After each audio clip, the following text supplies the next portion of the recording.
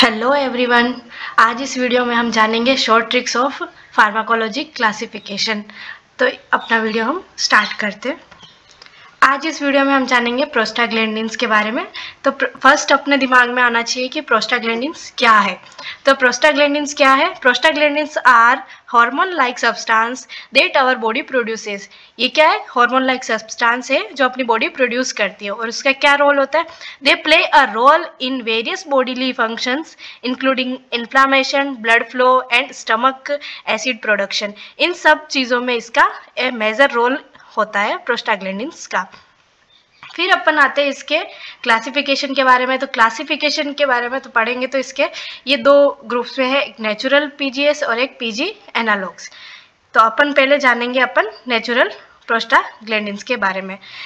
तो अपन ये जानेंगे कि नेचुरल पीजीएस का मतलब क्या है, कि इसको नेचुरल पीजीएस क्यों बोला। तो नेचुरल प्रोस्टाग्लैंडिन्स क्या है? ये एक हार्मोन लाइक सब्सटेंस है जो अपनी बॉडी डायरेक्टली प्रोड्यूस कर रही है। They are derived from fatty acids and play a role in various bodily functions. मतलब बहुत ज़्यादा बॉडीली फंक्शंस में इनका यूज़ होता है। और ये क्या होता है? अपनी बॉडी में प्रोड्यूस होता है नेचुरली तरीके से, इसलिए इसको क्या बोलते हैं? Natural prostaglandins. इसमें क्या क्या आते हैं? डिनोप्रोस्टोन आ गया जिसको PGE2 बोलते हैं। फिर आ गया डिनोप्रोस्ट जिसको PGE2 अल्फा बोलते हैं। फिर आ गया प्रोस्टासाइक्लिन जिसको PGI2 बोलते हैं, जिसको इपोप्रोस्टेनॉल भी बोलते हैं। फिर आता है एल्प्रोस्टाडील जिसको PGE1 भी बोलते हैं। फिर आता है गेमिप्रोस्ट। ये सारे क्या है? नेचुरल पीजीएस है जो अपनी बॉडी प्रोड्यूस करती है। इसकी शॉर्ट ट्रिक क्या हो गई?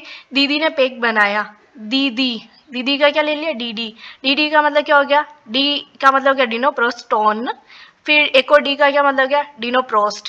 प्रोस्टोन इसमें एक्स्ट्रा लग रहा है, इसमें खाली प्रोस्ट लग रहा है। ठीक है, इसको याद करना हो तो डिनोप्रोस्ट ही है पूरा, ऑन वन लगा दिया पीछे।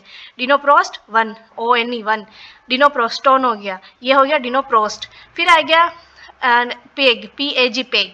पी का मतलब क्या हो गया? प्रोस्टासाइक्लिन हो गया। ए का क्या मतलब हो गया? एल्प्रोस्टाडील हो गया। जी का मतलब गेमिप्रोस्ट हो गया। ठीक है, फिर आते हैं हम पीजी एनालॉग्स के बारे में। पीजी एनालॉग्स का मतलब क्या होता है कि वो सब्सटेंस जो है वो क्या होता है? सिमिलरली स्ट्रक्चर और फंक्शन वो अनदर सब्सटेंस के जैसे ही होता है।